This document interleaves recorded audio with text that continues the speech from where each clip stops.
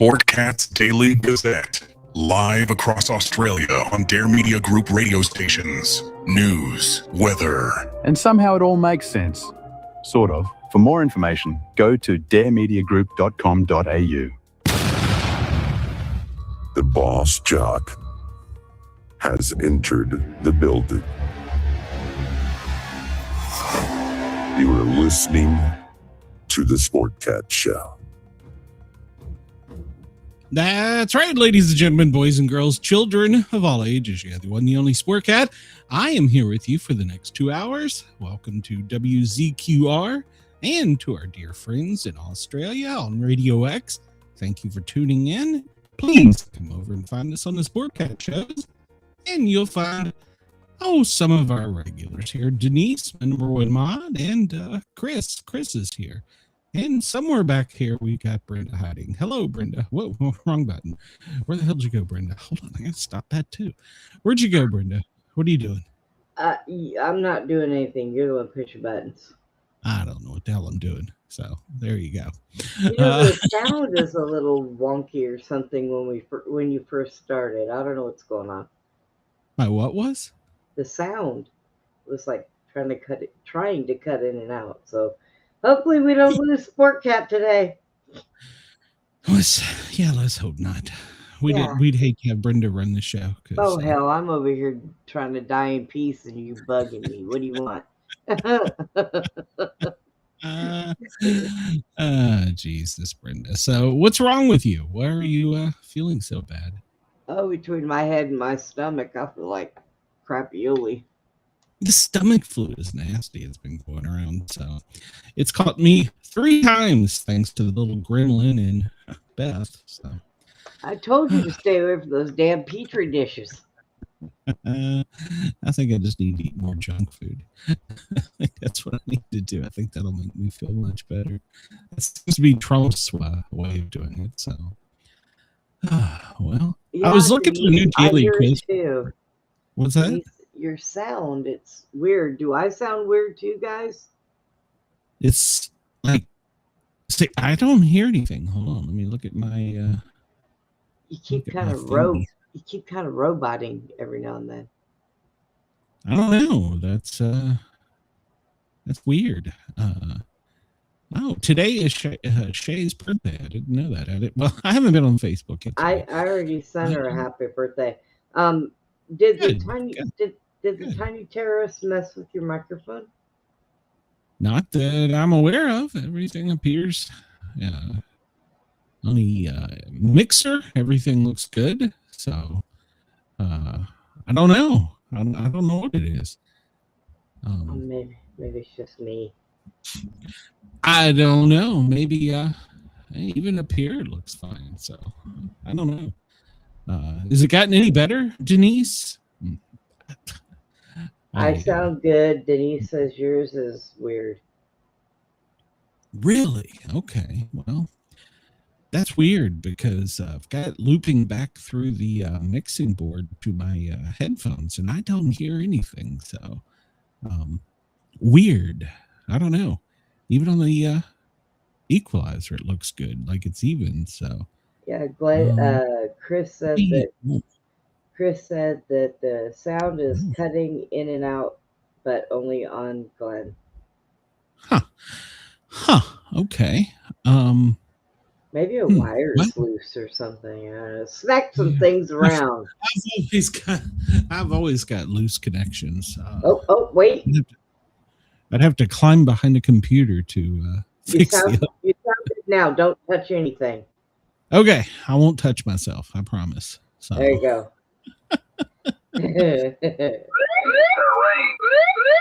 No, we're gonna crash the show. So I don't know. Maybe it was just loose. I don't yeah, because you sound fine now.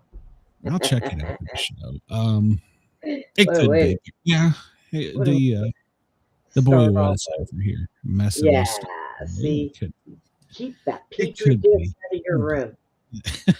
It's hard. It's hard to contain a little terrorist. Have you not tried this? Put him on a leash. The little terrorist is hard to catch. He come in here a little while ago and closed the door. So what are you doing? He says, hiding from mama. And I'm like, What did you do? He said, I didn't do nothing. I said, I don't believe you. Right? I think they need to take him to a doctor because he is sound congested for like 2 days now. So I don't know. Let's see. Denise says she just got home from surgery. I can hear, not see good. So excuse me for typos. Well, I hope. nuts. I didn't know the camera was that low, Denise. I'll have to move the camera up. So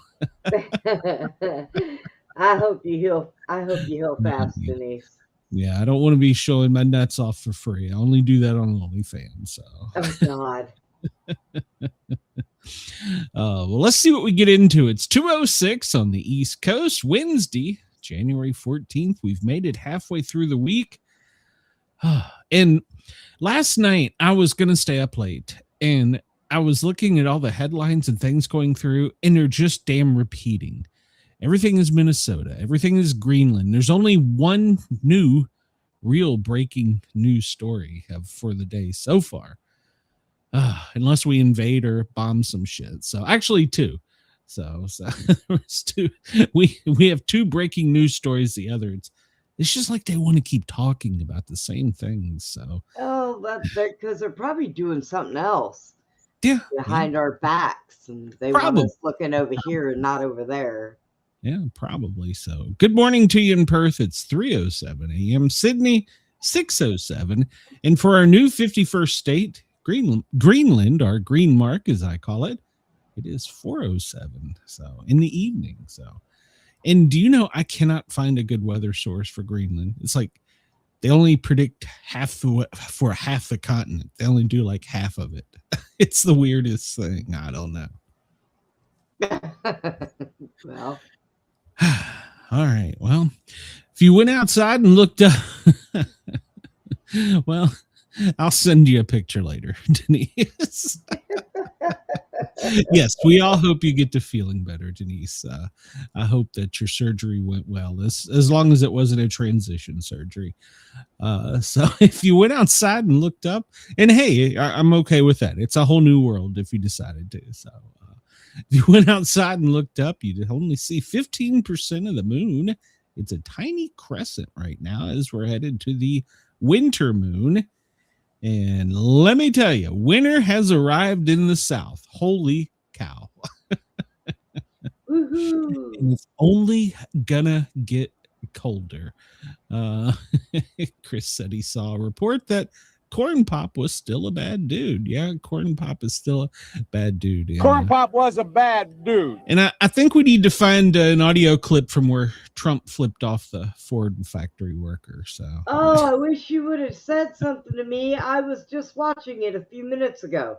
But I don't think he said anything, or at least on mic. I don't think there was anything on mic that was caught. Do you want to see it? I can get it. No, I got that. I got a picture of it, but I don't have any audio. So. Oh, I have a whole. And they are losing their ever-loving mind over it, and yeah, I don't understand it. Is our president not allowed to be human? We tolerated it with Biden, so I have a short of it where he pokes his first finger out, and then he walks, and you see him behind somebody, and he flips him off. I watched the reel. So he did flip him off. It wasn't AI. Is that correct? I was laughing. I don't know if it was AI made or not, but it was pretty damn funny. All right. Well, well, today our clocks are running 9 minutes, 7 seconds late, according to the sun. Oh, wow. Yeah, we're losing time, or is it we're gaining? I don't know. Last night, man, I tell you, like I said, I was going to stay up late, and I was falling asleep on the couch. What were we watching? And I was like, screw this, I'm going to bed. So I come in here and put together the show real quick and went right to bed. Oh, wait a minute. I know what that noise is. Both transported now like threatened injuries. Something going on in D.C. All right. Well, we'll turn that down. Now what? Sounded like a car crash. So, oh. So yeah, I just crashed. I was done. I was like, screw this. So there's nothing new happening. I'm gonna go make a show up and go to bed. And then When my I- agent didn't get up with me for tonight's show till this morning. And I was like, dude, seriously, I've got so many things to do. You're putting me behind. So, how far into going to bed were you when I talked to you last night? I think I was finishing up the show stuff. Oh, okay. So yeah, it wasn't like it was like right to bed. So Chris says it was a big, beautiful finger. People have said they've never seen a finger as extended or effective in expressing displeasure at his finger. Believe me. So yeah, we've got a couple stories today about the media losing their mind over stupid shit. So yeah, always they have nothing better to do. They're not reporting on anything, so well, no, like I said, it was on Spin Cycle, and then they attacked a reporter out of Jacksonville. Was it Jacksonville? Yes, in Jacksonville. And that miserably fell on their face when they discovered that it was an elderly black female reporter. Well, you heard that in Minnesota, they surrounded and attacked the police, the chief of police, and he's been on their side the whole time, and they attacked him anyways. Well, I got some great headlines today to show just how biased our damn media is. So we'll get into that here in a minute. So All right. Let's see. This is with the low Earth satellites. I'm done with it. There's a lot of satellites out there looking down at us. So Sure there is. Look at that. That's a lot of stuff looking down at us. So. I'm going to tell you what that looks like when you look at it. Have you seen when they do the COVID and the other stuff, the medical things that they have? Yeah, They're big round with all little spikes on them. I think that's where they get that from. Could be. Right. So I found a news site. I found a news site called Fun Trivia. It's the world's greatest trivia game, and there are multiple guests. So we're gonna experiment with it and see what happens. So we have topics such as 1980s trivia, American football, animals, baseball, Bible for kids, Bible trivia, brain teasers, celebrities, Christmas, comics, Disney mixture, entertainment, food and drink, kid trivia. That's probably the one we'd figure out. Maybe not. General knowledge, geography, Harry Potter, history, hobbies, holidays, humanities, literature, mixed movies by year, and we get into the music by year as well. People, religion, science, sports, Star Wars, TV by year, video games, and world. I'll enlighten you a little bit. We'll do comic books. Okay. Well, I see they put up one here an hour ago that was popcorn crunchers, but we'll do comics. Okay, we can do comics. Comics. Corn pop. Popcorns. So comics from yesteryear. Next stop, world domination. Comics bad guys. Origins and history of American comics. First appearance, DC or Marvel. The comic code. Mixing my favorite comics. British comics. We probably wouldn't do too well at that. So which one you want to do? You want to do? Let's do the bad guys. Do the bad guys. Okay, let's see what we got here. Bad guys. Okay, question 1. I already don't know the answer. Oh, shit. Eric Magnus Lenshear, whose mutant abilities to control magnetic fields manifested in a Nazi concentration camp as his family was murdered. Since then, he has attempted to make the world safe for mankind by subjugating the rest of humanity. Is it the Trapster, Magneto, Polaris, or Ulick? I already know. Magneto. Magneto, yeah, I'm pretty sure so. I don't know if it gives us, I think it gives us the answers afterwards. So, Victor, an exchange student from Latavria, I don't know, and former collegiate rival of Reed Richards until a chemical explosion brought about by his miscalculations disfigured his face and got him expelled back to his native land which he has taken over as ruler, he eyes the world through an iron mask as his next conquest. Dr. Doom, Omega Red, the High Evolutionary are the leader. Dr. Doom. I believe it is Dr. Doom. I guess we'll find out at the end. So, Chris says, did you see the way they have turned on the CBS reporting the ICE agent had internal bleeding? No, but we're going to talk about that today. So, Selena Kyle, raised in a brutal environment before escaping to a life on the streets of Gotham City, vowing never to want to be dependent on anyone or anything. Her skills in burglary, martial arts, and feminine, what the hell is that? Wiles to her own ends. Elektra, Black Widow, the Black Cat, or Catwoman? Catwoman. I believe you are correct. So, Norman Osborn, a failed businessman who chose crime as a means of fast income, using a Halloween costume and various related weapons, including pumpkin bombs, to achieve his goals. Is it the Jack-o'-lantern, the Sandman, the Green Goblin, or the Ghost Rider? Green Goblin. I believe you're correct there as well. All right, we're getting there. Prince U.S., second in line to the throne of Apocalypse, an avowed enemy of New Genesis, he murdered his own brother to claim the Omega Force as his own. Oh, I got no clue on this one. Ultron, Desad, Dark Phoenix, or Darkseid? Throne, I think that's Darkseid. I think. I don't know. What do you think? Anyone? What was the first one again? Ultron 5, Desad, Dark Phoenix, or Darkseid? I think it's Darkseid, but I may be wrong. Yeah, I think it is Darkseid. I think. We'll see in a minute. While his real name is unknown, suspected to be a petty criminal, Jack Napier, he reportedly began his crime career as the masked Red Hood until he fell into a chemical vat being chased by Batman. The result, give him chalk white skin, green hair, and an insidious permanent grin. Is it Joker? Yeah, it's the Joker. And that's just one of his backstories. I have a couple. William Fisk, imposing a self-professed businessman.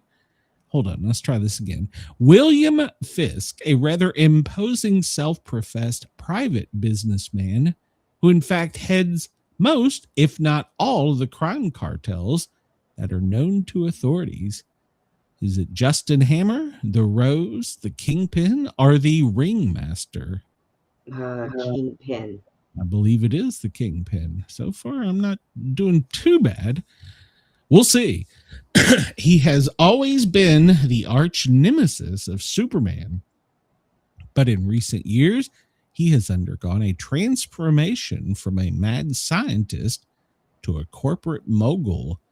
Mr. Menzimpic, Lex Luthor, Brainiac, or Metallo? Lex Luthor. I believe that is Lex Luthor. He is not so much a world beater as he is a world eater. He is an enormous cosmic vampire who lives off the life force of the entire planets. Galacticus, Thanos, Annihilus, or Ego, the living planet? It's Thanos. You think so? Okay. Yep. During World War II, Adolf Hitler handpicked a thief beggar named Johanna Schmidt to be the antithesis of all who oppose the Nazi dream, particularly the Century of Liberty, Captain America. Is it the Super Skull, Baron Zemo, the Red Skull, or Count Nefaria? I think that's the first one. I think it's Red Skull. Oh, Let's see if it's one of them skulls. It's a skull. It's a skull. A red skull. Why not? Well, okay, so we can go back until we hit submit to get to the end. Freelance mercenary Victor Creed is a mutant with superhuman strength and endurance, razor sharp fingernails and teeth, and a phenomenal healing factor that cures most any energy short of molecular disintegration and no conscience. Is it Mimic, Exodus, Sabretooth, or Deadpool? Freelance mercenary Victor Creed is a mutant with superhuman strength and endurance, razor sharp fingernails and teeth, a phenomenal healing factor that cures most any injury short of molecular disintegration, and no conscience. Mimic, Exodus, Sabretooth, or Deadpool? Is it Sabretooth or Mimic? Are you sure? I'm not sure on this one. I'm not sure on Is that it one. Mimic, Exodus, Sabretooth, or Deadpool? I know it's not Deadpool, so No. we can write that one off. Maybe Sabretooth, but that's just a wild guess. I don't know. Mimic, Exodus, Sabretooth, or Deadpool? We'll go with Sabretooth, seeing he has teeth and claws. Yeah, we'll give it a try. The villain is not so much a who, but an it, created by aliens as the ultimate living weapon of destruction. A famous comic series had this mindless monstrosity kill the Man of Steel. Is it Doomsday, Bizarro, Sinestra, or Metallo? Why do I want to say Bizarro? I think it's Doomsday, because that was pretty popular. Yeah, I'm pretty sure Doomsday killed Superman. Yeah. They brought him back to life. So, how many questions are there, by the way? Jesus. I don't know. Okay, all right, we're getting there. Let's see.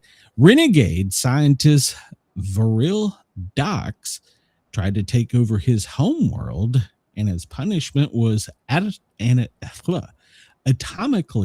dispersed, but retained enough mental power to take over the Carnival Mentalist. He has the ability to mind link with computers using the power to take over LexCorp.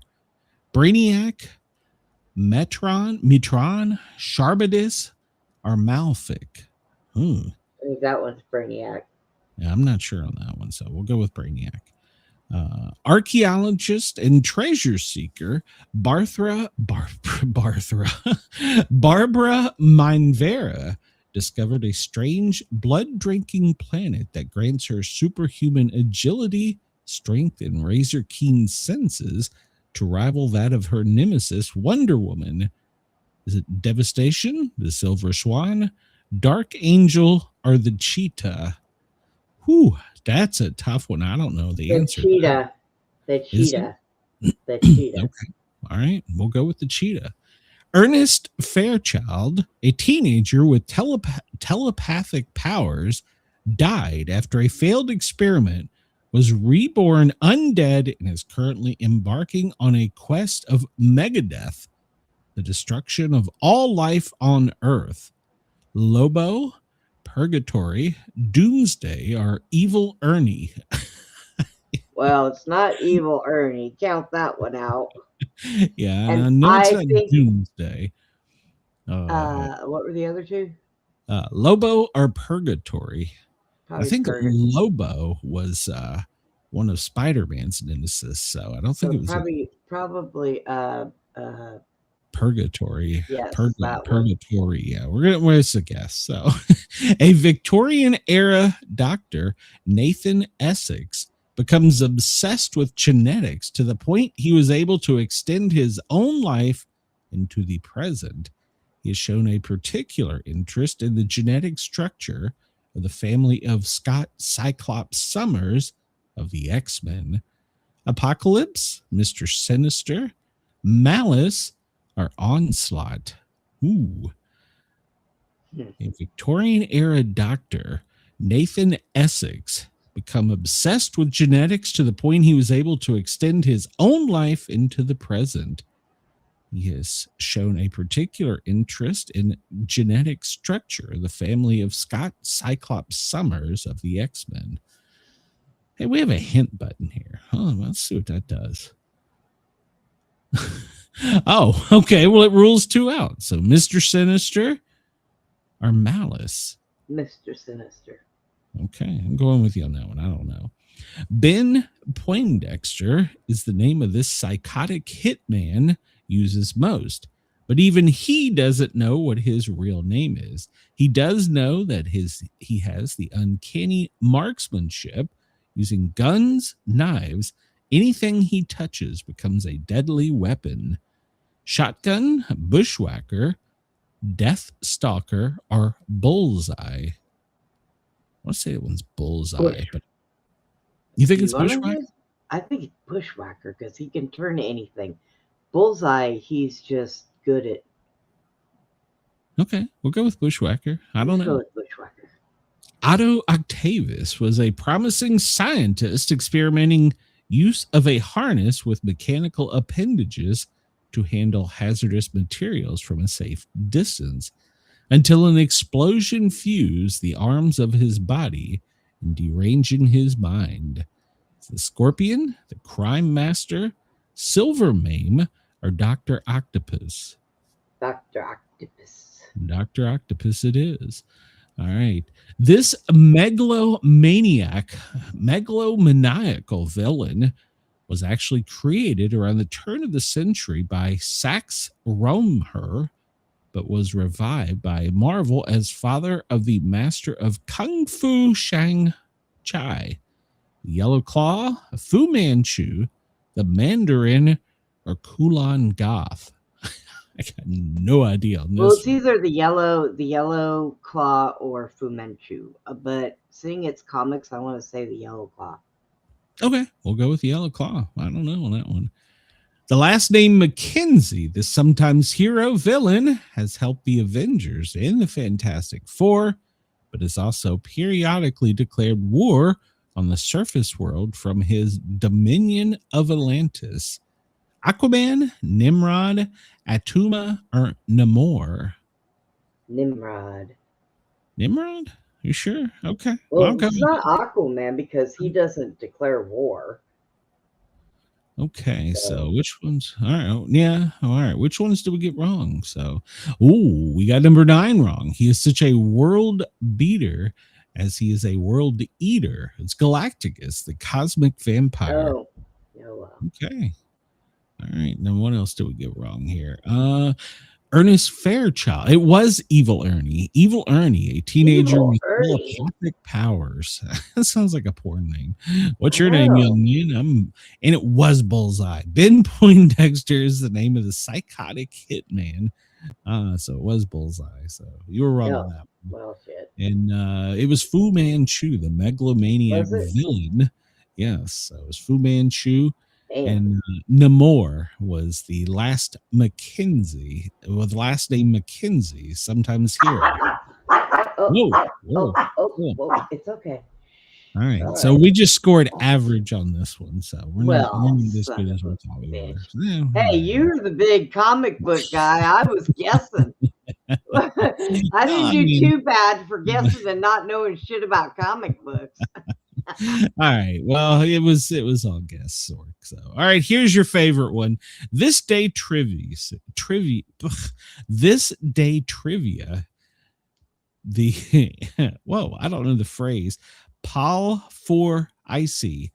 POL, the number 4 ICY. Can you figure out this phrase? Pol for icy. Pull for ice.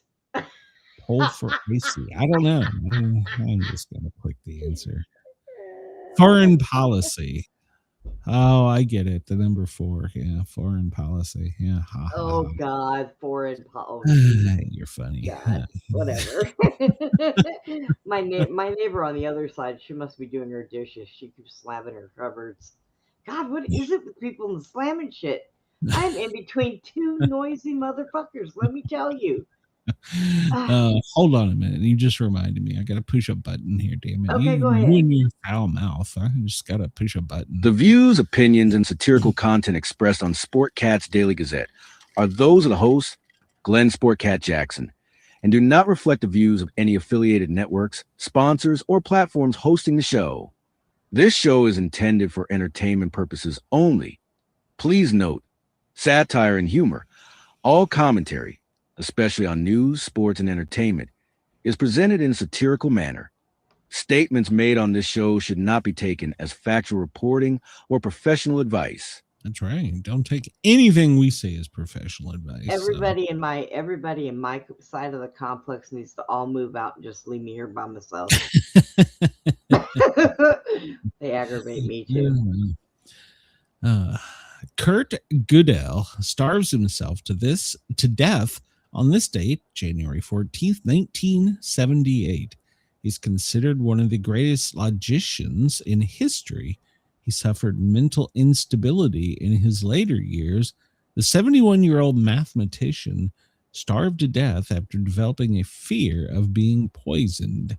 His paranoia was so great that he would only eat food prepared by his wife. When she became ill and was hospitalized for 6 months and unable to prepare his food, he refused to eat and ultimately starved to death. He weighed only 65 pounds at the time of his death. Wow. His two incompetence theorems, the mathematical logic, demonstrate the inherent limitations of every formal axiomatic system containing basic arithmetic, and is considered a groundbreaking achievement. I don't even know what the hell any of that means, so... He left Austria in 1939 after it became part of Nazi Germany. His association with his Jewish scientists made it difficult for him to find work, and he was in danger of being drafted. So he and his wife moved to Princeton, New Jersey, becoming a U.S. citizen in 1947. At Princeton, he befriended and worked with Albert Einstein. Okay. Yep. On this day in 1952, network TV's first early morning show debuted on NBC, The Today Show. Dave Garroway was the first host until 1961, still running. It's the 5th longest running TV series. Well, okay. Interesting. Right. I don't watch that one. So Nanny, but you'd have to be up early in the morning. So Nanny Gate on this day in 1993. New York Times runs a story about Zoe Bard, U.S. President Clinton's choice for U.S. Attorney General, who was in charge of INS. She had hired illegal aliens and paid their Social Security taxes. Her nomination was later withdrawn. Okay. I kind of remember that. America's Funniest Videos premieres this day in 1990. TV's America's Funniest Home Videos on ABC. Originally aired in 1989, based on the Japanese variety show Fun TV with Kido-chan and Kin-chan. I don't think I actually woke up till the 80s, so... Yeah. Chris says the guy knew math but couldn't equate not eating with certain death. Yeah, it's true. The Bionic Woman debuted on ABC this day in 1976. Lindsay Wagner as Jamie Summers, who used her bionic powers to carry out high-risk government missions, was a spinoff from the $6 Million Man. Elvis, Aloha from Hawaii. This date in 1973 makes TV history when a claimed estimated 1.5 billion viewers worldwide tuned in to watch the live broadcast Elvis, Aloha from Hawaii via satellite. The estimated viewership is somewhat inflated considering there is less than 1 billion total viewers in the country in which it aired. Okay. It's also the most expensive entertainment special up until that time, costing $2.5 million. The concert was a way for Elvis to perform live overseas since his manager, Tom Parker, the Colonel, was an illegal immigrant and feared that if he tried to leave the country, he might be deported back to his native Holland. Why didn't he just become American? So Or Trump he would didn't have to thrown him go. out. Yeah. Trump would have thrown him out. Yeah, but not until now. I mean, I'm pretty sure that guy's very, very old or already dead. I don't think Colonel's around anymore. Edgar Allan Poe's Metzengerstein, I don't know what the hell that is, a tale of imitation of the Germany Edgar Allan Poe's first published short story appears in the Philadelphia Saturday Courier magazine. It was his entry to a writing contest held by the magazine, but it did not win. Okay, so this day in 1639, the first written constitution in America. The fundamental orders are created for the government of Connecticut. These earned Connecticut its nickname of the Constitution State. Birthdays today. William Bendix, the life of Riley, was born in 1906. Best known for playing Chester A. Riley. Okay. And he was a radio star. Sterling Holloway, American actor and voice of Pooh, the snake in Jungle Book, and the Cheshire Cat in Alice's Disney in Wonderland. I screwed that up. Disney's Alice in Wonderland. Sterling Holloway, born this day in 1905. The creator of Dr. Dolittle, Hugh Lofting, was born this day in 1886. Wow, the story of Dr. Dolittle was published in 10 sequels in 1920. And the creator of the modern style comic strip, Richard Felton Outcalt, American cartoonist, he is considered the creator of the modern comic strip. He created the first recurring character in 1894, the Yellow Kid of Hogan's Alley. He was popularized by the use of the word balloons in 1896 and multi-paneled comics. He also created Buster Brown. So the Yellow Kid represented the kids of New York's slums of the late 1800s. His head was shaved, as was common in children that had been treated for lice, and wore a nightshirt that was a hand-me-down from an older sister. All right, there we go. Benedict Arnold, born this day in 1741. American general, traitor. He attempted to betray West Point to the British during the American Revolution. Before this, he was considered an American hero of the Revolution. He helped capture the British garrison of the Fort Ticonderoga, hindered a British invasion of New York at the Battle of Lake Champlain, and played a crucial role in the surrender of the British General John Burgoyne's army of Saratoga. However, he began spying for the British and plotted to surrender West Point. When his plot was exposed, he began fighting for the British. Yeah, he has a wonderful story. Yeah, right? Yeah. Mark Antony, born this day in 83 BC, a Roman general. There we go. So Jason Bateman from the Hogan family.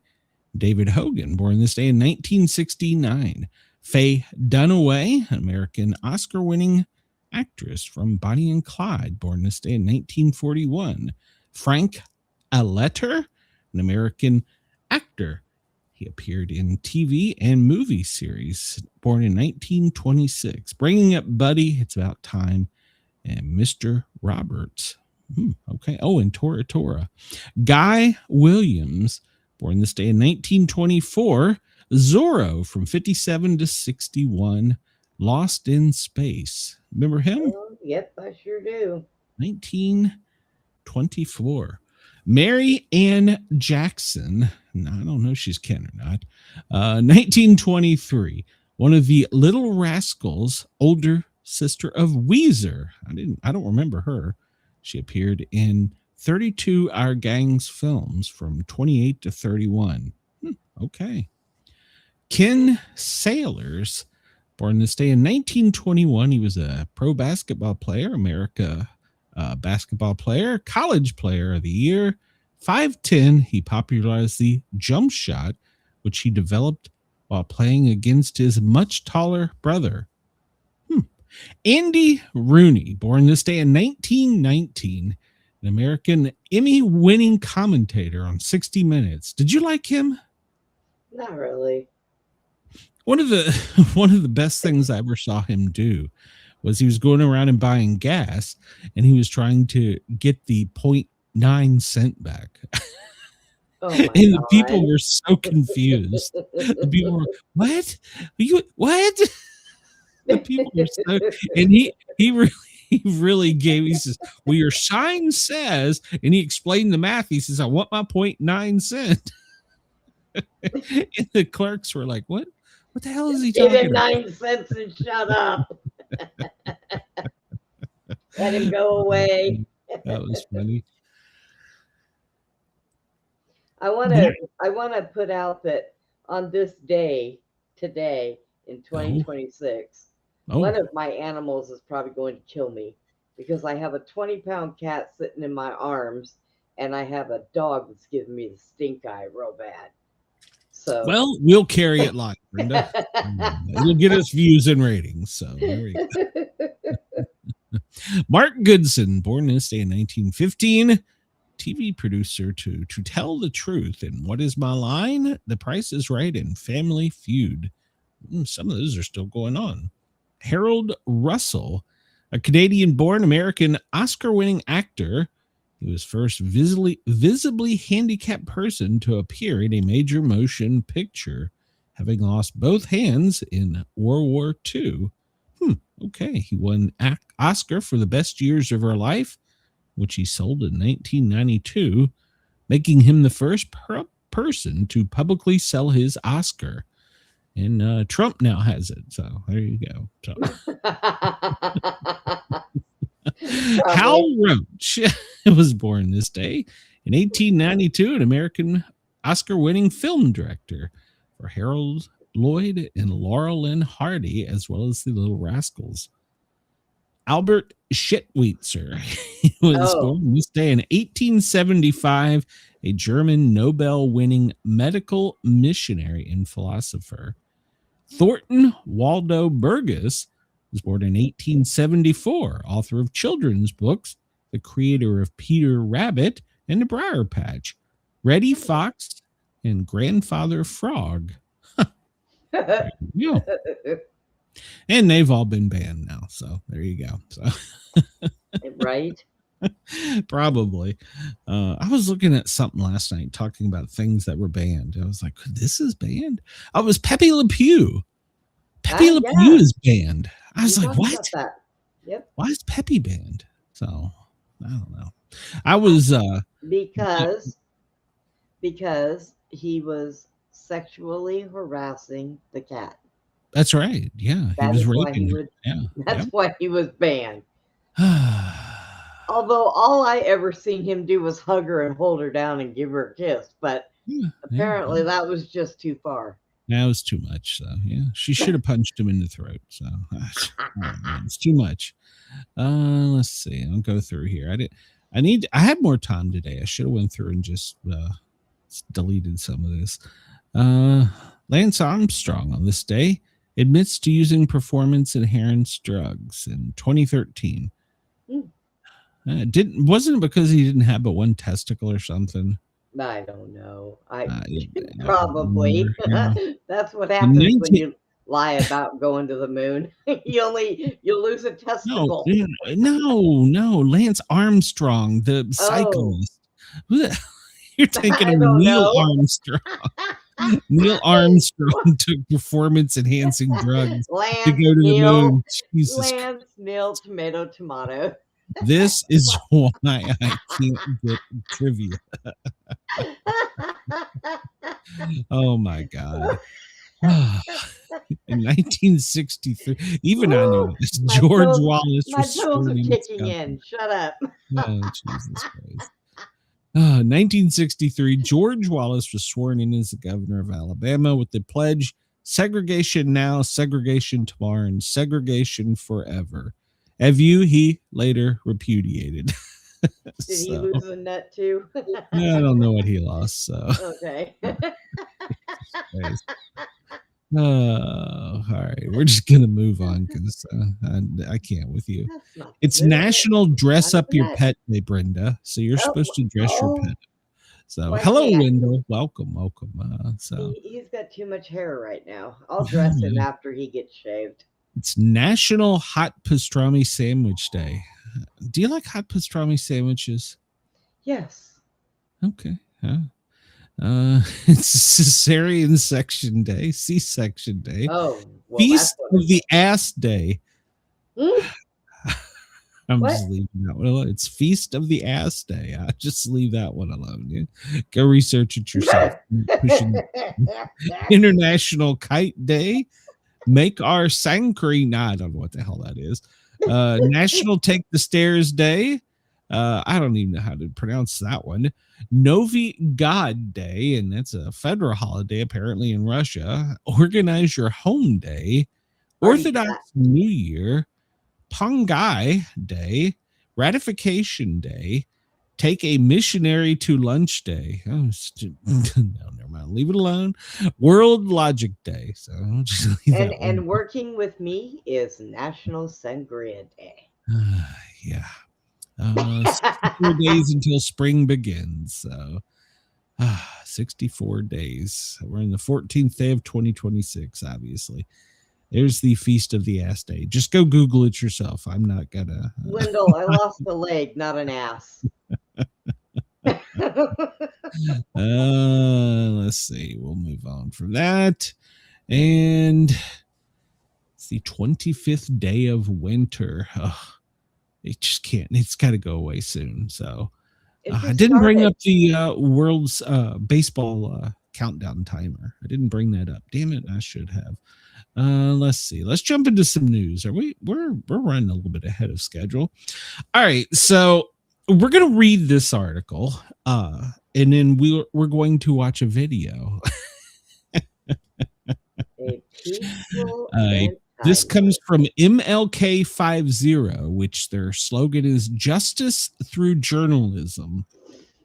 A peaceful anti-ICE march turned ugly when the Tennessee Highway Patrol drove into the crowd, hitting at least 3 people. Patrollers also arrested a woman who appeared to be trying to prevent them from driving further into the gathered pedestrians. By Catherine Burgess. A peaceful march protesting the presence of U.S. Immigration and Customs Enforcement in American cities turned violently Sunday when the Tennessee Highway Patrol officers drove several vehicles into the back of the crowd, hitting at least 3 people. The troopers also arrested one of several protesters who attempted to prevent them from driving further into the gathered pedestrians. The march began with hundreds walking west on Summer Avenue in Memphis from the AutoZone on Waring Road until they reached Grahamwood Elementary School. Immediately before the school, the Memphis Police Department set up a barricade to allow the crowd to safely cross North Graham Street. The group included families with small children, a handful of people with dogs, and signs proclaiming, "I prefer my vodka neat, no ice." I could agree with that. Immigrants make America great and dictators fall when people rise. How's that working out in Iran? The march had already turned around at Grahamwood and passed back through the roadblock when more than 20 THP, Tennessee Highway Patrol vehicles, drove rapidly behind and alongside the crowd, which was walking on the sidewalk in about half of the roadway.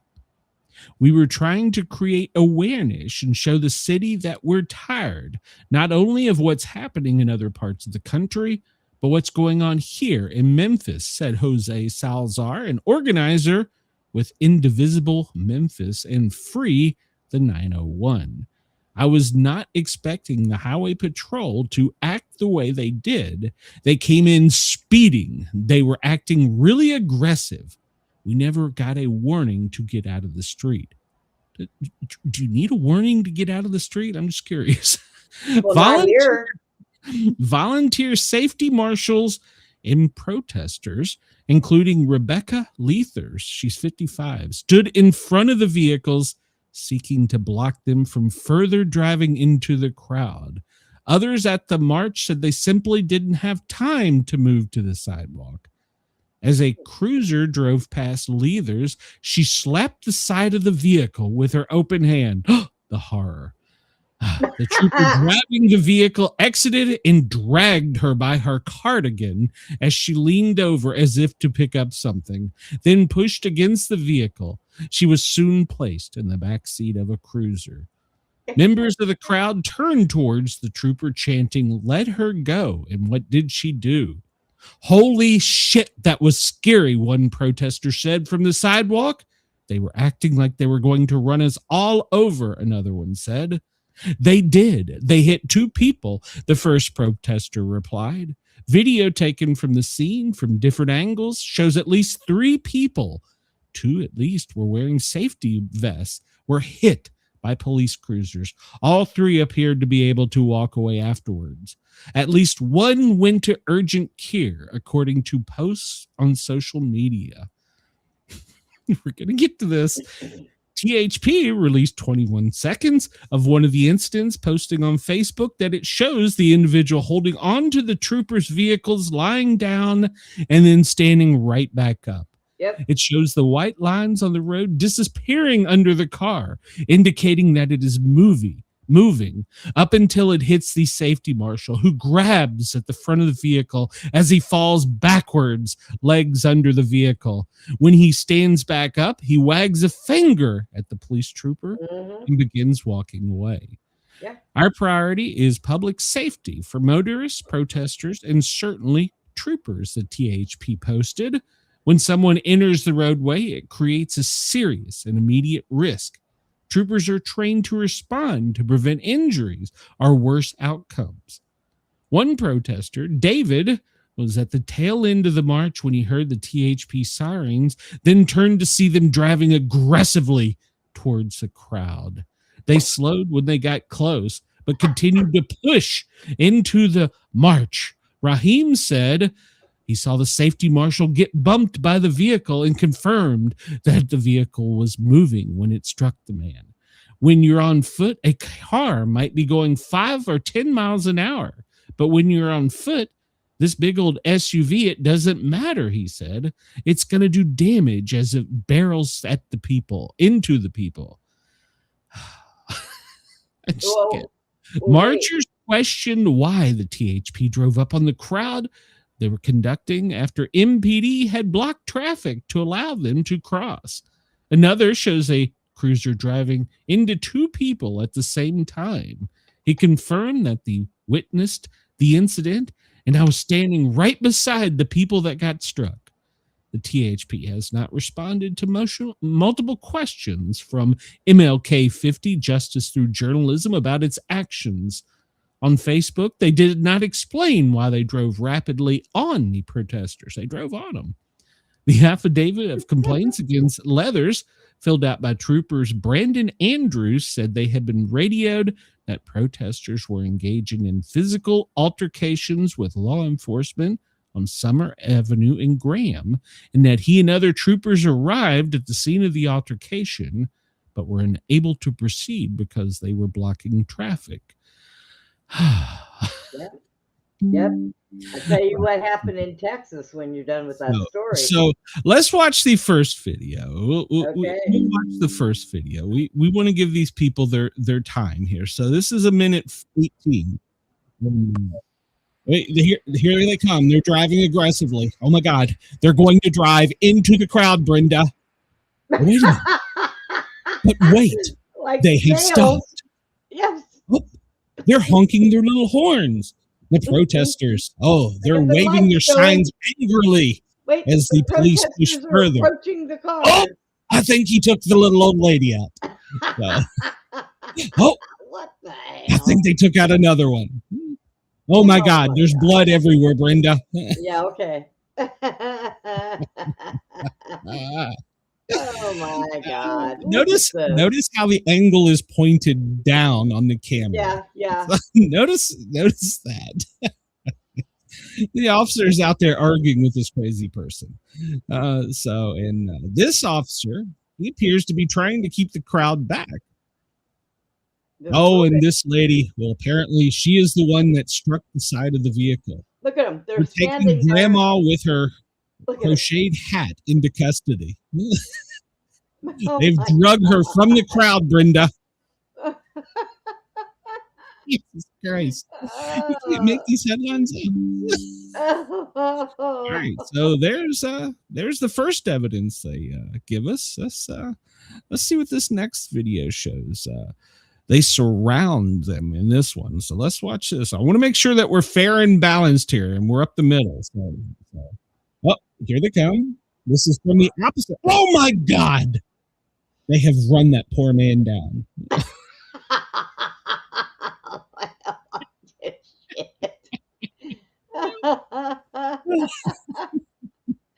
Oh my God, what are they doing? These it's dangerous. Are out of control, man. It's dangerous for the police to be there. Getting people out of the roadway. All right. So hold on. I got to mute that because that's enough of that. All right. So yeah, there is the witness that is produced by the reputable news website MLK50. All right. Yeah. And let's just let's just show what the body cam show or the traffic cam shows. Good Lord, get off my screen. I got enough notifications here. Go away. Good Lord. All right. So this is from the THP. Oh, Jesus. Traffic cam. Not traffic cam, dash cam. Let's watch what happens here.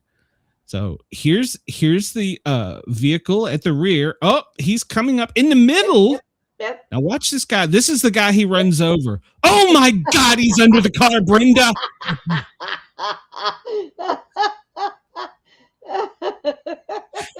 And that's what a dumbass. Hi, Sherry. Oh my God. He is in the center of the road. He stands there. No. Oh my God. And he runs him over. He didn't even move. He didn't even move. That is funny.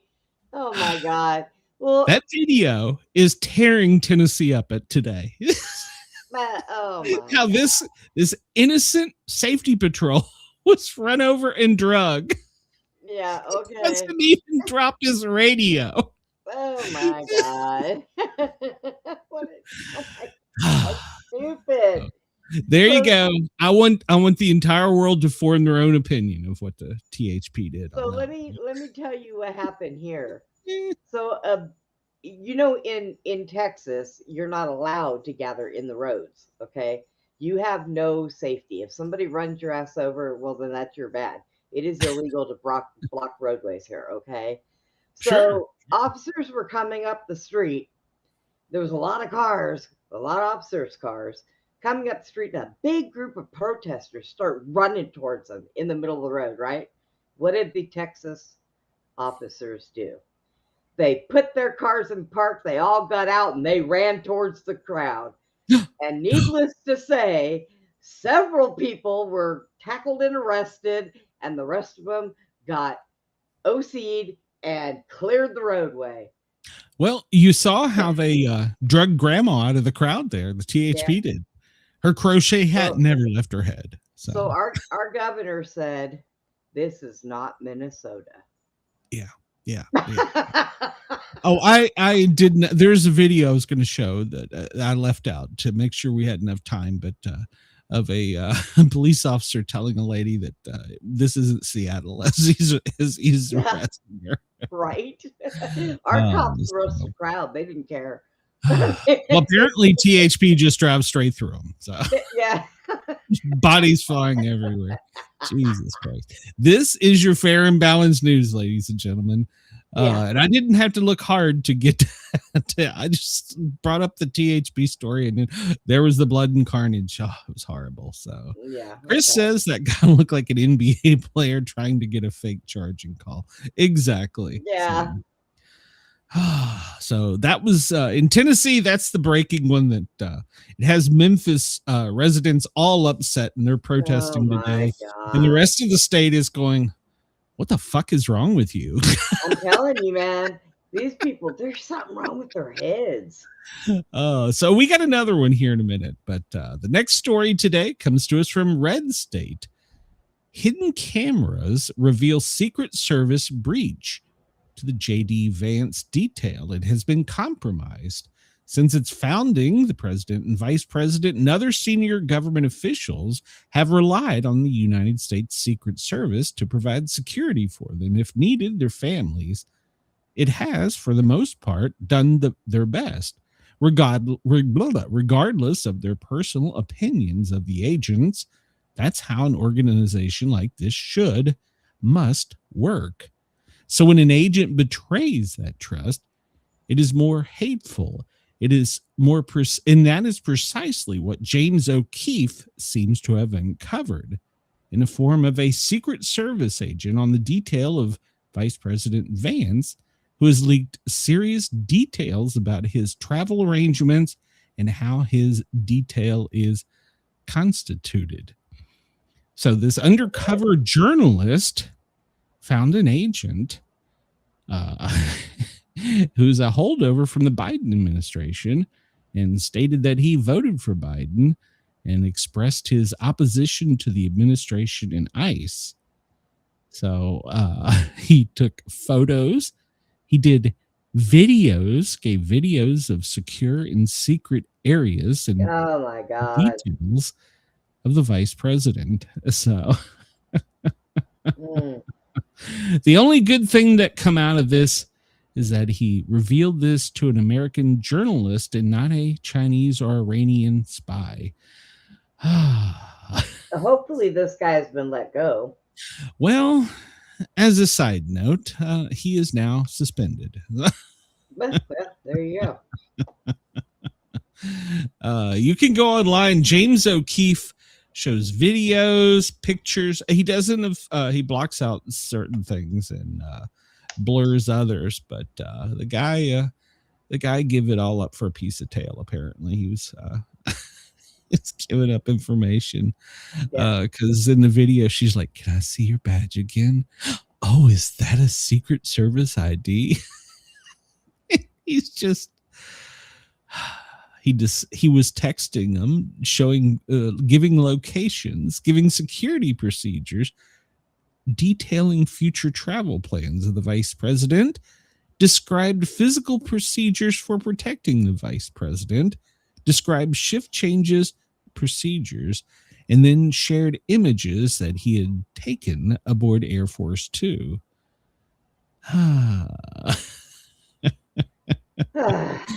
So, yeah, you can go find James O'Keefe over on X. Yeah, I know who he is. Read the whole thing there, but he's been placed on leave after the security leak. Chris says, but all agents are up the middle. Yeah, exactly. I call bullshit. No. Exactly. So this article is from Twitchy. If you want to go read the whole thing, it breaks the whole thing down pretty well into the fact that people are even questioning if it was real. He was giving so much detailed information. Yeah, that's our Secret Service right there. So from UPI, I think that's United Press International, Trump is freezing federal funds to sanctuary jurisdictions. This was breaking as we were coming on. President Trump has said he plans to freeze all federal funds going to sanctuary cities amid his administration's intensifying immigration crackdown. And of course, that will be met with litigation. By the way, the first judge has ruled against Minnesota, that they're not going to stop the ICE agents from enforcing the law. So the first judge has already ruled. That story was hard to find. So They were bearing that Of one. course it was. So multiple states and multiple cities are going to be affected by this. So prepare for litigation, because we love to take care of people and not the residents. So we get a story about that too. And it wasn't even our country.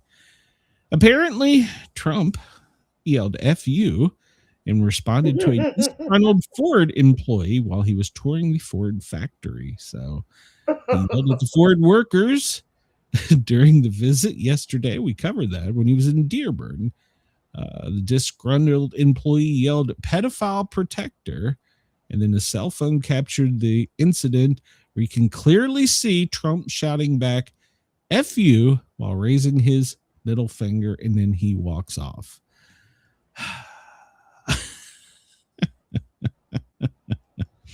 The employee has been suspended, but get this, and I didn't bring that article up. He's already started a GoFundMe account and had close to $500,000. So I need somebody to do that to me. Please do that to me. So good Lord. Well, this video, now this one, we're going to watch this one and form our own opinion on this, because, well, our media just doesn't always seem to get the fair and balance or up the middle approach. So this video shows another Minnesota woman attempting to block a nice vehicle with her car, and she gets yolked, Y-O-L-K-E-D, I don't even know what that word means, up in a hurry. So chaos reigned supreme in Minnesota as Federal Immigration and Customs Enforcement, ICE, clashed with pro-criminal illegal agitators during a raid in a residential neighborhood. So let's watch this video. It's a good one, because we want to be fair and balanced and up. She is yelling. She appears angry, and she's honking her horn. They're telling her to move. Can you hear this, or is it just in my ears? No, it's just in your ears. Oh, she took off and tried to drive. That guy touched one of the agents. Oh, he's telling him to back the F up. Oh, they're all videotaping this. And, well, she is not moving, but they're blowing their little whistles. God, that's annoying. I think I would have to shoot somebody. No, they're telling her to move. They're giving her lawful command. Well, she's trying to drive off. And, well, it appears that they're subduing the subject that is trying to run over the ICE agent. They're removing her from the vehicle. She's not coming out willingly. She appears to be crying. And they get her out. She's still got her seatbelt on. So the officer cuts the seatbelt off of her so it doesn't strangle her. Oh, there's all kinds of video of this incident. So, yep, they've freed her from the seatbelt so she's not entangled. Now they're arresting her, placing her in custody. And the crowd seems to be angry about this. But she's going to jail because she wouldn't move. Why don't you help that woman you're screaming? I believe they are. They helped her out of her car, and they helped her into a nice set of silver bracelets. Nice and shiny. Oh, she's just trying to drive down the street. They're yelling. So, all right. Well, so for her prize, she got a nice new set of shiny bracelets, and her steering wheel cut. And I think one of the back windows was busted out. Now they're going to park her vehicle safely for her as they take her to an awaiting police vehicle. So, all right. So there's. If you look at what I sent you, it's that video. It's just a quick one about what happened in the factory. Okay. All right. We'll look at it in a minute. So apparently, Brenda, she was a disabled driver. Is that why she would go and stop real quick and then move another inch and stop real quick? And Is that what it was? Here's what I think we should do to prevent somebody else from being seriously injured or killed by either a driver or a police officer. I think that they should just start flattening the tires. I mean, really, that's it. That's what we do in the fire department for safety. We don't want a vehicle to move. We have a tool where we poke a big round hole in the side of that tire so we're safe. So I think ICE agents, all right, you're going to park in the middle of the road, pop, pop, pop. Now let's help you get out of here and get into some nice shiny silver bracelets. So, right. Disabled woman was drugged by ICE from her car. She was just trying to get to her doctor's appointment, Brenda. Yeah. Okay. Oh my God. People are upset because they've drug a disabled woman out of her car. She wasn't disabled enough to be a pain in the ass. Oh, Lord have mercy. So, hello, white women, quit being so stupid. What are you doing? Yeah, well, she was disabled, Brenda. Come on. So am I. I only got one leg, but if I'm driving and ICE is telling me to get out of the way, I'm going to get the fuck out the way. Here's another headline. ICE sparks outrage for brutally dragging a woman from her car in Minneapolis again. They brutally drug her from her car. These headlines, I can't with this. So. Oh my God. She was drugged out and violently assaulted by officers. I think she was given the opportunity by law enforcement to move on. Nothing to see. Three times. At least. So. But there you go. There's the headlines. They violently drug a handicapped woman from. I am so over these retarded people. So with the growing civil unrest, Chris says she confused the highway for a blue painted large parking space. So apparently at the hotels, restaurants, and places the agents are going, the servers and staff are being paid by professional agitators to get information in so they can data breach these agents. So apparently 4,500 agents have had stolen identity, according to the Department of Homeland. Now there's a self-styled accountability initiative and the largest ever breach. Aside from names, it gives work emails, telephone numbers, their roles, and sometimes their resume data. And then they post it online. There's a website you can go to and you can see up to 4,500 agents. How the hell are they getting their resume? I'm sure it's probably so they'll get their name and then they search them and they probably got something on LinkedIn or something. But yeah. So hotel staff, bartenders, waiters, waitresses are all selling their information to these people. So there you go. And these are the people they're protecting, by the way. This comes to us from Border Hawk. Illegal aliens with nightmare rap sheets are being captured amid historic enforcement. And we'll just go through a few of them. This one from Mexico. Child sexual assault, carnal abuse, 4 DUIs, was ordered deported in 2016. I don't think Trump was president then. This guy is from Laos. Strong arm sodomy of a boy, strong arm sodomy of a girl. Other aggravated sexual offense, 9 counts of larceny, unauthorized use of a vehicle, 4 counts of fraud, vehicle theft, 2 counts of drug possession, obstructing justice, receiving in possession of stolen property, burglary, check forgery, had been ordered to be deported in 2018. Other more serious charges are pending. Another one from Laos, strong arm raped, strong-armed assault against a family member, assault with weapons, Additional sex offenses, domestic violence involving strangulation have been ordered deported in 2012. These people from Laos up there apparently are some bad people. Rape of a man with a weapon, another one from Laos. Rape with force. All of these people have been ordered to be deported. They have DUIs and rape, sodomy, and child sexual crimes against them. And these are the people they're protecting in Minnesota that they're willing to die for and get shot for. Isn't that just lovely? That's just lovely. Don't understand. I don't either. Because it didn't happen to them and it didn't happen to their children. So they don't care.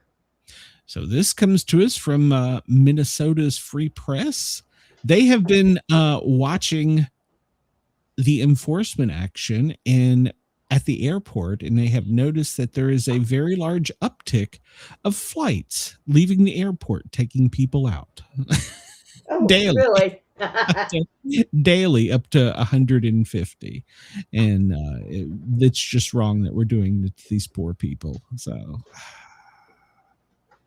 they have found $130 million has been moved from Minnesota to Ohio via airports and couriers. They have a new leg of crime that is occurring. This comes to us from Just the News.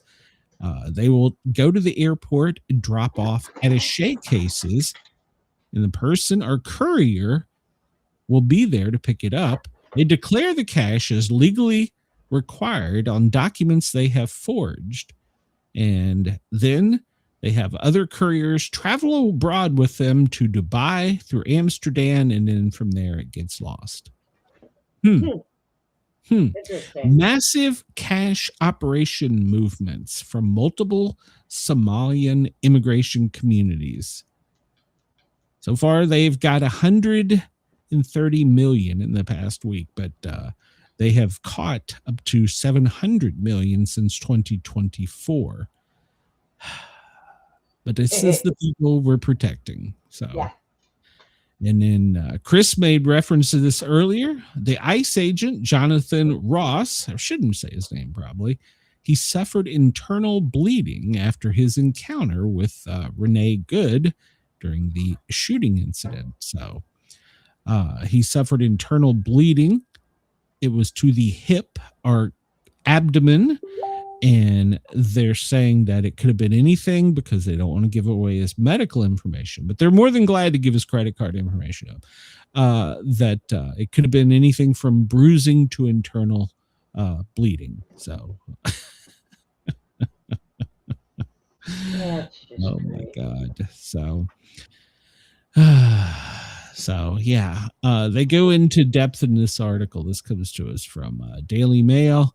And you can read the whole article, and it even goes into detailing the incident and how there will probably not be prosecution on the ICE agent. So, but he did have internal bleeding and bruising, according to a hospital report that someone has given them.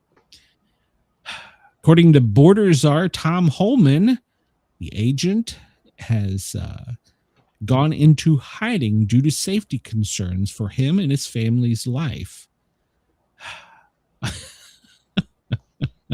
There are wanted posters with his picture, his license plate, and death threats on him and his family.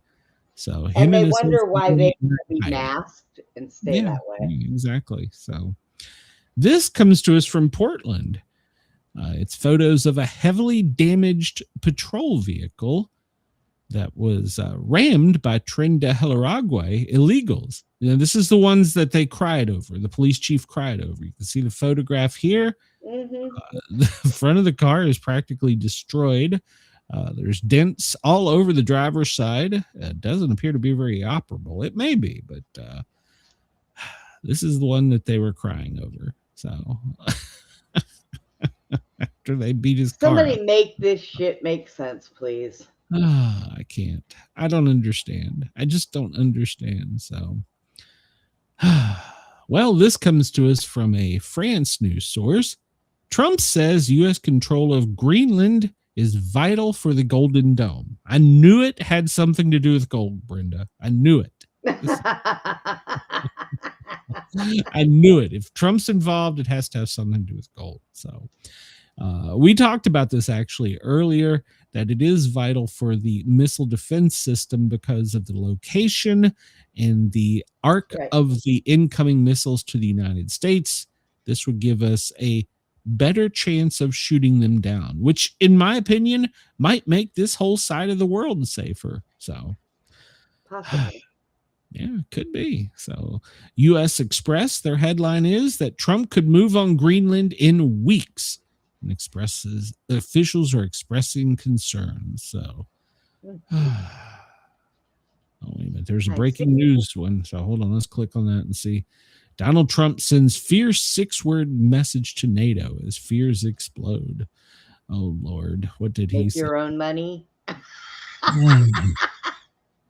I am the one who saved NATO. Is that the 6 words? That's it? That's what got him? Oh, that's what got him. That got them all upset. So one way or the other, we're going to have Greenland. So his threatening remarks come as they... Jesus. I guess they saw how quickly we just take Venezuela. I mean, that shit's ours. So now here's an interesting headline. This comes to us from Europe TV. It's a Europe station. Brussels is refusing to confirm Greenland is covered by the EU defense clause as the threats escalate from the Trump administration.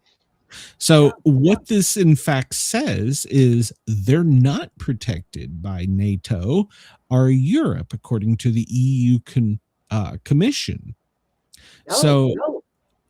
Under Article 47, if we invaded, there would be nobody to protect them, and they're not required to protect them.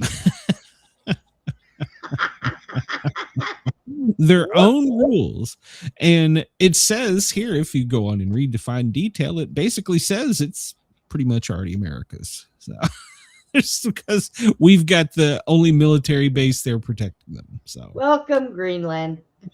Denmark is now sending military reinforcements to Greenland. So Denmark, stay out of it. They finally got it. They're going to send their guys out there with some wooden shoes or something. I don't know. Yeah. PJ Media, European crybabies are having a cow over Trump's interest in Greenland. So they met the other day in Denmark, and they said if we had a choice, we'd rather be part of Denmark in the NATO. But the EU is going, not so fast. You may not be covered. But the U.S. has got the only operating military there, the ones that protect them. So France, well, they've got a aircraft carrier en route. So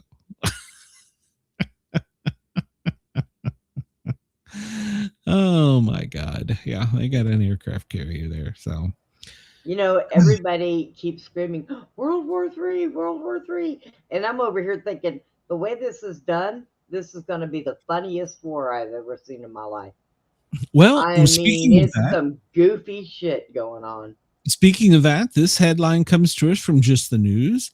The U.S. is advising some personnel to leave bases in Qatar as Iran threatens retaliatory strikes. And we have a picture here of some of the bases. Let me bring this up here that surround Iran that are American. And all these places, you see the U.S. flag is where we have troops. And we've started withdrawing American troops, non-essential and family members. But Iran is using this to saber rattle, saying, see, the Americans are already retreating. You might want to look up tonight there, Mr. Ayatollah. So Trump has said military intervention appears likely and possibly within the next 24 hours. As the U.S. is evacuating Middle East military bases. So I think they're taking the families out and non-essential employees. Yes. I'm surprised they let go. So, well, I mean, we have to. So, and then We have sparked global panic, Brenda. Do you know how we did that? We voted in Trump. Well, that was part. Donald Trump has frozen the visa process for 75 countries, including Russia and Iran. And of course, we already knew about some of the others with Somalia, but now it's other places like Afghanistan, Brazil, Iraq, Minnesota. Oh, no, wait, they're part of us. So he is basically shutting down our border worldwide, and that has sparked global panic. So we're pulling our citizens back and we're slamming our doors. So that's got all kinds of people upset. So Case closed. you can go through here. There's a whole list of countries, probably into a couple. Bahamas. Wow, they got kicked. I see Bermuda didn't make it, so darn bad luck. Let's see. Cuba, obviously. Congo, Fiji, Georgia. I've been to Georgia. Ghana. Haiti, Iran, Iraq, Jamaica, Jordan. They were an ally. Kazakhstan. Yeah, been there. Kuwait, been there. Yeah. I've been to some of these countries. Shit, I might be careful. They're going to be knocking on my door next. So, in Yemen, Uganda, Uruguay. Oh man, they got a Tanzania. I don't even. Where's Tanzania? So don't see Australia on there. So our dear friends in Australia, you're safe. They can still come and go to the U.S. So can England, it appears. So, Egypt. That was a surprise right there. So yeah, so he has sparked panic, Brenda. So shut the door.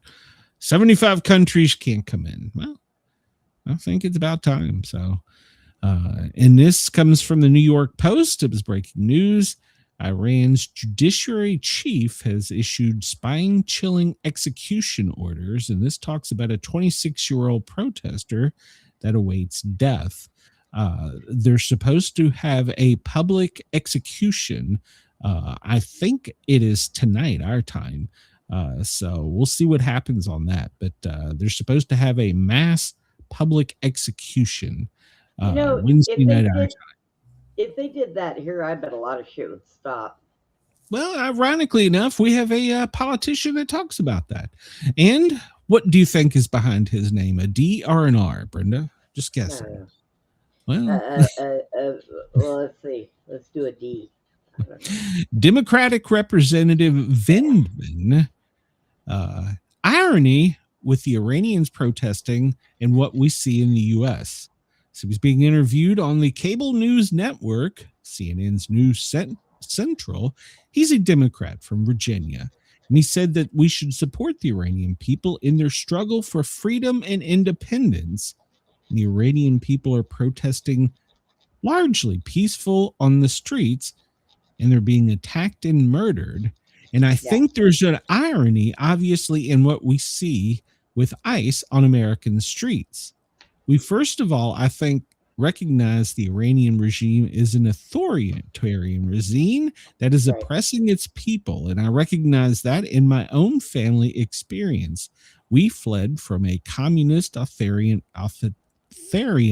bad guy regime, and we need to support the Iranian people in their struggle for freedom and independence.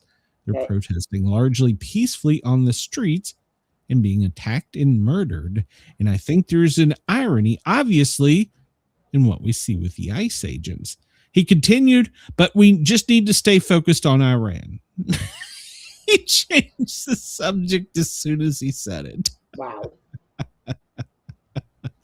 Hello, Coley. Where you been? We missed you, darling. So, yeah, there you go. I went looking for her show last night, and I couldn't find it to save my life. It's top secret. You got to have the secret handshake, Brenda. Yes. Dear God, please do not let Justice Brown Jackson Kennedy, however the hell you say it, dear God, do not let her be in my family tree.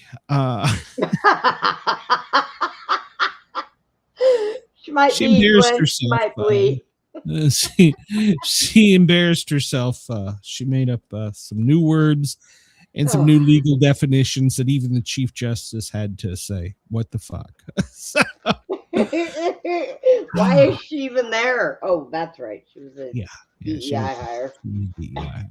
I had hope for her. I had hope when she was brought in. I really did. But she mangled some words. I'm going to try and read this. And I'm not. Let me read this. You are overarching. You have the overarching classification. You know, everybody has to be play on the team that is the same as their sex at birth. But then you have a gender identity definition that is operating within that, meaning a distinction, meaning that for cisgender girls, they can play consistent with their gender identity. For transgender girls, they can't. Okay. What in the absolute hell did she just say? And what is a cisgender? Is this a new word? Yeah. Somebody, they keep writing their own damn English book.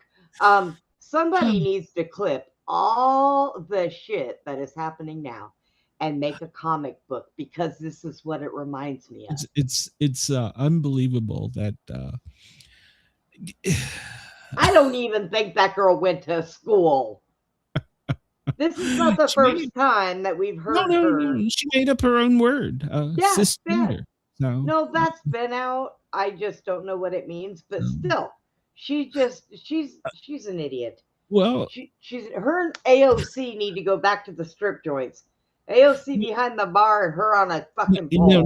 No. You took it as cisgender. She is pronouncing and saying cisgender. Cisgender. CISGINGER. Cisgender. What the hell is a cisgender? Do you get it with your espresso? I don't understand. She even confused the prosecution and the defense, both sides, and Chief Justice had to get involved and say, "Wait a minute, we've already defined what a male and a female is," and to which she replied that she was not a biologist. Okay, where is that mothership? I got to get off this rock. This damn thing is sinking fast with stupidity. I can't do it no more. Well, that's all right. Here's a story you probably won't get anywhere else. A transgender redhead. It could be. I don't know. They have rights. And apparently, according to our Chief Justice, cisgingers are allowed to play in any sport they want. So, reindeer games. All right. Well, check this out. This one was hidden a little bit. I had to dig for this. Antifa plunges Berlin, which is not our country, into darkness while Germans are left to die. So apparently there was a strike where Antifa terrorists from the Vulcan group, I don't know if they're with Star Trek or not, they attacked a power distribution circuit in southern Berlin using explosives. Took 5 days and foreign assistance from Austria, not Australia, Austria, to restore power to the city. It was devastating and a sign of state incompetence. 130,000 people suffered with one fatality. For ordinary citizens, the situation was dire. They froze. They were not prepared to make warm meals and spent nights sitting in darkness.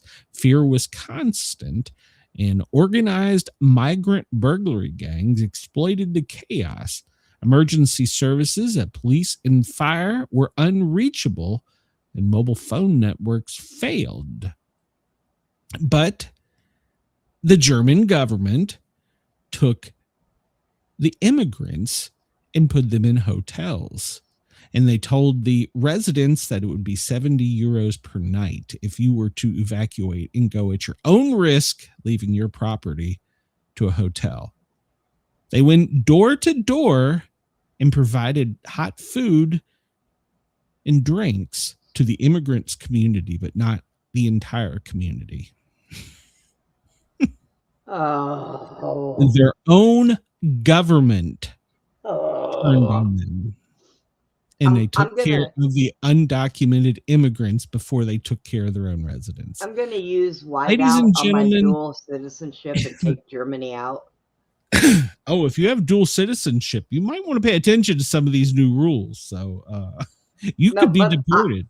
But I can't because I was born to American parents. Doesn't matter. You might want to read some of the military. It was military. I hear what you're saying, but the Democrats are trying to get it to where even if you're an American and you have a dual citizenship, they could yank you and send you somewhere else. Oh, and I will roll my ass into Congress. Well, just let me know when you do. I will start a stand on one leg, and I will yank my pants down and tell each and every one of those Democrats to kiss my ass. All right, Brenda. Well, I had to make sure this wasn't Jack in this story. Comes to us from Motor Biscuit. Let me know how I'm doing on time today. Okay. This comes to us from Motor Biscuit. Man tries to wheel dead wife onto an airplane. An elderly passenger has a lot of explaining to do. An 80-year-old man attempted to push his wife through airport security in a wheelchair. Officials discovered the woman was dead.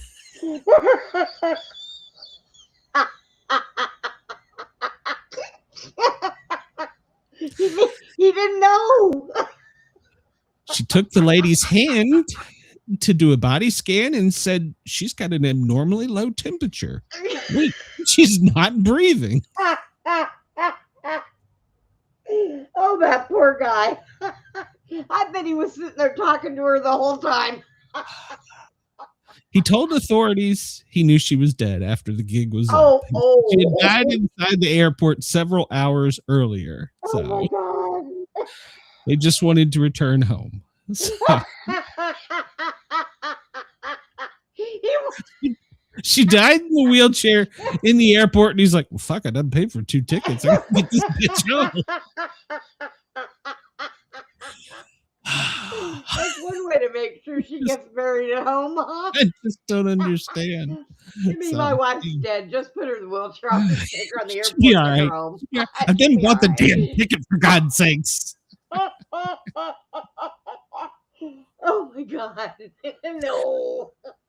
Is that illegal? Is that illegal to take your dead wife home in a wheelchair? It could be illegal. So. All right. Well, I got another one for you. This one, Democrat Attorney General. The U.S. Attorney's Office is looking into a case of a Philadelphia woman that was stabbed 20 times and ruled suicide under Josh Shapiro. We're taking a fresh look into the death of the 20,000. Jesus Christ, let me start. We're taking a fresh look into the 2011 death of Ellen Greenberg, a Philadelphia teacher who died after being stabbed 20 times. 10 of those, and listen closely, 10 of those stab wounds were in the back of her neck and at the base of her skull. But her death was ruled a suicide. Oh, yeah, I remember that. The first 10 were. She used to work for those people that are above the law. Initially, it was ruled a homicide, but then they overturned it and said she had a history of mental illness and that it was a suicide. A 10-inch blade was found sticking out of the front of her chest. Oh, my God. Okay. The sworn statement, the medical examiner said that it should be ruled something other than a suicide, but was later retracted because of her mental illness that caused her to stab herself repeatedly. Yeah, in the back. In the back of the head, in the neck. So, Josh Shapiro, the then Attorney General in Pennsylvania. So, that name, let's remember that. That may come back up again. So, they're opening that case. Oh, my God. Wait a minute. Is that the same woman that came home from the grocery store and kicked in her front door and her groceries were all over the floor? And she was stabbed like 50 freaking times, and they said it was a suicide. Yeah. Coley says they usually get rag cargo. Is it cheaper, Coley? Asking for a friend. Yeah. I've done paid for the ticket. I got to get the bitch home. She died back yonder. Oh my God. I want to tell the listeners that story doesn't surprise me, because as a paramedic, some of the things I've seen in my career, I had a guy come in from Kentucky to try to get to children's ER. He had a child that was having an asthma attack and was called 911 asking for a police escort when he crossed the line into Tennessee. And of course, he was questioned as to why. And he said he was going to Children's Hospital with his child. Seems logical. And when he was questioned medically, he told me, "It's okay, sir. I'm holding my kid's head out the window and I'm doing 80. What? Stop your car, sir. Stop now. He's getting plenty of oxygen. I'm going 80 miles an hour. Stop, Oh sir. my God. Stop your car." So a story like that does not surprise me. It just doesn't surprise me. Yeah, she was dead back yonder. I figured, hell, we were already here. Might as well keep going. I don't understand.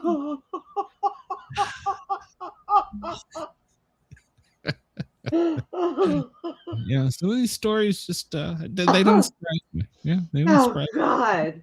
Yeah, holding his head out the window, doing 80, doing good.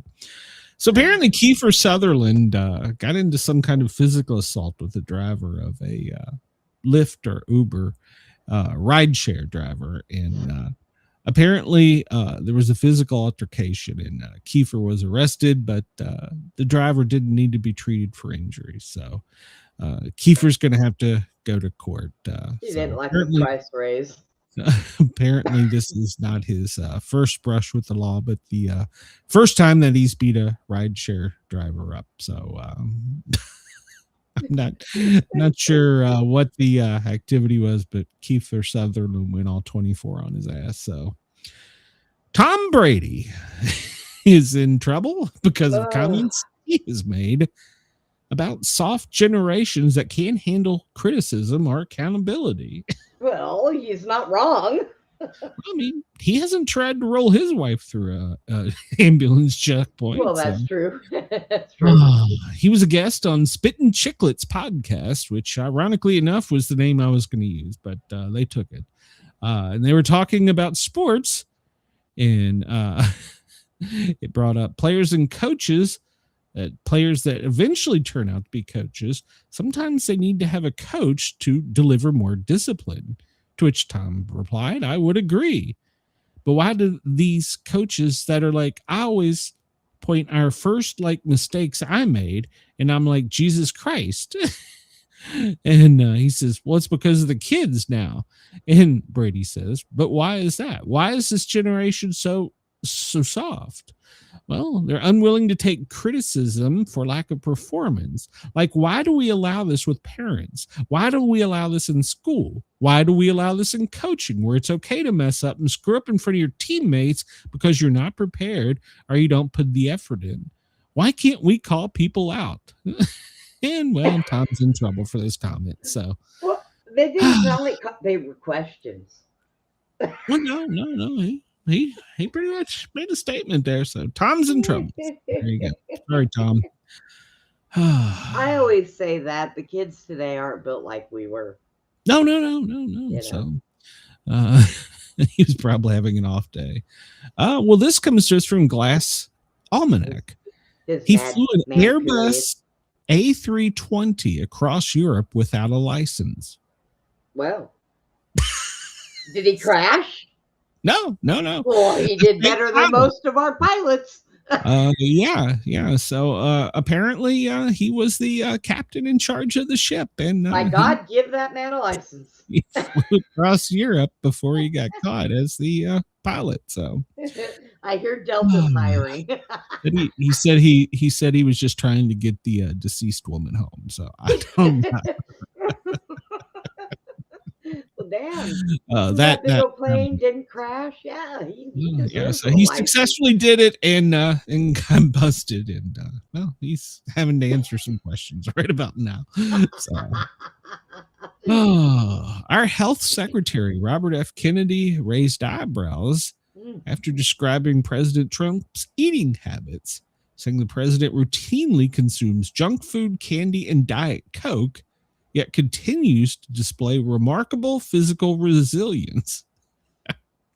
During a recent interview, he offered an unusually blunt account of Trump's diet while stressing that medical evaluations show the president remains in strong health despite nearing 90. Kennedy said his daily routine includes fast food, sugary snacks, particularly while traveling. The interesting thing about the president is that he eats really bad food, which is McDonald's, and then candy and Diet Coke. He drinks Diet Coke all the time. He added, there's a constant presence of sodas during his trips. Yeah. If you travel with him, you get this idea that he's pumping himself full of poisons all day long. He has the constitution of a deity, I swear. I don't know how he's alive, but he is. Did he say a deity? Yes, he did. Okay. Trump has defended his fast food preferences, particularly when he's on the road. According to the health secretary, this is our health secretary saying this, Trump believes eating from major chains reduces the risk of foodborne illnesses. Trump says that the only time that he eats junk food is when he's on the road and he wants to eat food from big corporations because he trusts it. He doesn't want to get sick when he's on the road. Trump, stop eating McDonald's. The president's energy level often defies expectations. You don't know how he's walking around, much less being an energetic person any of us has ever met. Oh my God. This is the thing. I'm going to eat lettuce and grass and drink water and die at 65, but Trump is going to eat junk food, smoke Marlboros, drink Diet Coke and Doritos and live to be 100. Smoke. I'm just saying, I don't understand. Yes, they can actually land themselves, the newer ones. So yeah. Chris says, I eat big and beautiful things. Bob, many people can't eat what I eat and still achieve the greatness I have reached. It's why I name everything after myself. I'm amazing, really unprecedented. So yeah, they can't understand. He's got the highest testosterone that the doctors have ever seen for an individual over 70. So, Melania, you must be doing something right, darling. So, no, she hates the way he eats too. She well, does. She with the hates testosterone, she must be doing something to keep him pumping, if you know what I mean. So,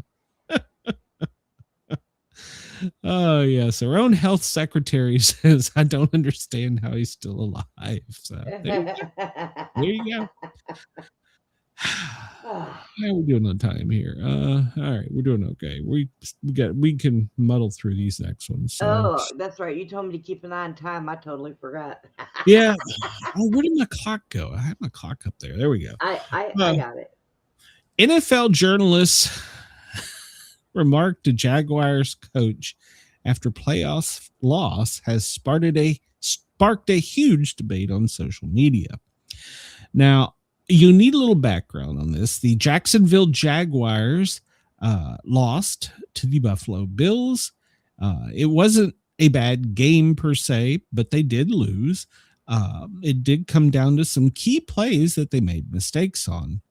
Now, what you need to know is the Jacksonville Jaguars have a first-year coach and many rookies on their team. And during the press conference, one of the reporters, now keep in mind, this is an elderly black female. She is a sports reporter. She has traveled with the team all season. She's been a team reporter for the Jacksonville Jaguars for many years.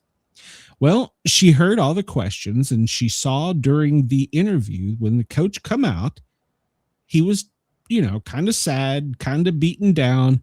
The reporters in the room weren't helping with his mental acuity, I guess is the best way of saying it. So when come to her time, after her question, she says to him, "I'm going to tell you, congratulations on your success, young man. You hold your head up. You guys have had a most magnificent season. You did a great job out there today. You just hold your head up. Ladies and gentlemen, keep it going. We will do it. We've got another season coming." 19 seconds total of what she said was clipped. And they started ripping her, saying she didn't deserve to be following the team. She didn't deserve to talk to the coach that way. She should never uplift a coach that way. Oh, yeah, there was page after page after page after page. So they just fell short. They lost 27-24. It wasn't a complete ass beating. It was actually a pretty decent game. And they were tearing into her and ripping her until they discovered that she was an elderly black female.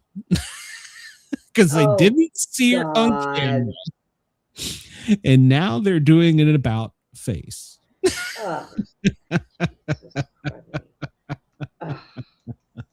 So the Jacksonville Free Press and her, they have a organization. She is a proud member of the Black Journalist Society and has been for over 20 years. She's been an AP reporter. She's interviewed presidents. She's interviewed many popular sports stars. She has got a GoFundMe up to donate to, not to her, to her cause for future journalists. You can buy a t-shirt that says, "You did a good job."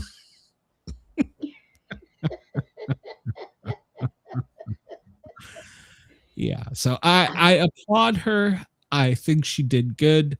The coach looked visibly shaken and distressed when he come in right after the loss. And it was his team's first year. They almost made it to the Super Bowl. So kudos on him. He did a good job. I don't follow Jacksonville Jaguars, but I don't understand why a reporter giving a coach uplifting remarks and telling him he did a good job, young man. I don't understand why that is so controversial. Because shouldn't we be uplifting people? Look. She's got more experience than half the people that probably reported on that. Oh, yeah, and, absolutely. They're stupid. And if I was her, I would go after whoever reported that. Oh, they are. She is. She's not backing down. So good girl. She wants to get money towards her cause to give funds to future journalists. Race doesn't matter, she says. But she's like, I've probably interviewed more people than a lot of these people who are coming at me. Right? Yeah. So, and you know what? Personally, I went through some of these things and they were really ripping her and they were really mean to her. Like I said, until they discovered that she was a minority, she was elderly, she was black. She could be our grandma, for God's sakes. And then they were like, whoa, stop the presses. So what did it matter what color she was, first off? But secondly, what's wrong with telling your coach you did a good job? I don't think there's anything wrong even with if that. he lost, and and do you know what his reply was? He just listened to her and he said, "Thank you, ma'am. I appreciate that." Yeah. So what was wrong with it? Why are they tearing this lady's ass apart? So kudos to her. I hope she continues to report well there. So I'm gonna keep up with her and see. I hope Stephen A. Smith comes out with something on this one because it will be great. So well, I saved this story for last, and I don't know why, but this comes to us from the Huffington Post. Puppies have been revived after suspected overdose. Who overdoses a puppy? Firefighters sprayed the anti-overdose medication Narcan in the dog's noses and treated them with oxygen and performed CPR. Seattle. 6 puppies in rural Washington will soon be up for adoption after being revived after a suspected drug overdose. Some of them may go home with the firefighters that saved them. 2 people dropped off 3 of the sick puppies at a fire station about an hour north of Seattle. They believe that they either breathed or ate fentanyl. Firefighters sprayed Narcan in their noses, gave them oxygen, performed CPR. And it wasn't long before they started wagging their tail, and they're nice, healthy puppies now. So they're being evaluated for medical treatment, and they're trying to figure out who it was that does this kind of cruelty or neglect. So they're trying to find the person that dropped them off. So the puppies are going to have a clean bill of health as soon as the quarantine is over. So, so if you have any information and you can help out the Seattle Police Department, find out who did this to puppies, they'd really appreciate it. So you got 3 minutes. Yep, 3 minutes. All right. Danish officials say there's fundamental disagreements over Greenland after talks. I don't find that headline shocking. Let's see. And we'll make sure we haven't bombed Iran. Trump claims killing of protesters has stopped, but Tehran says the executions are a go. So we'll see about that. So, all right. Well, if you live in the South, be ready. Get snow. You're going to get snow. It's cold. We ain't going to have a whole lot of time to go into this, but basically, first off, president is only participating in one thing today. We're still in the United States at DEFCON 3. And if you're anywhere from New England back over to the Great Lakes, down basically following the Mississippi, you're going to see some sort of precipitation today. This cold front is pushing down. It's meeting warm Gulf air. And that only means one thing for the South. Go get your bread and milk. We're going to die. Expect a light dusting up to maybe a foot, depending on your elevation. So the next 3 days are going to be key because there's more cold weather behind this, and there's more snow expected. So if you're in the South, go get your weather radio on. Go get your bread, your milk. We're going to die. So there you go. That's our weather forecast for today. I can't with you. Go get your bread and milk. We're all going to die. So, yep. All right, Brenda, I will be tomorrow from noon till 2 on the Thin Line Rock Station, spinning hits and playing tunes. So check me out there. But tonight I will be live on Radio X in Australia and around the world doing the Sportcat show. We have 2 authors. One wrote a book about puppies, so I'm going to talk to her about the fentanyl death, and the other one was a retired ATF police officer. So she was one of the first female ATF agents. So tune in at 9 o'clock East Coast for that. And check us out tomorrow, noon till 2. I'm on the Thin Line Rock Station, www.thethinlinerockstation.com. And then, of course, Brenda and I will be back here spreading mayhem and reporting on dead bodies being rolled into airports worldwide. So, oh my God, that's hilarious! Y'all need to hear this song we got at the end. I love it. That's right. So we're gonna go out of here with our new song. Everybody have a great day. Sportcat, Brenda, we're getting the hell out of here, and I'm going to make sure Jack checks her pulse before they go to the airport. So. Wake up to the chaos on the stream. Sportcat's on the mic with a wild-eyed dream. Brenda by his side, they're spinning the news. Twisted takes, crazy jokes, no bunker, just views. A quiz and history, weather on the scroll from Greenland to the galaxy. They've got every goal. Laugh at fear, let the world do its thing. Sportcats Gazette, it's the chaos we sing. Sportcats Gazette, don't bunker tonight. We're riding the headlines with laughter and light. No prepping for doom, we dance in the fray. Sportcat keeps us laughing through the end of the day.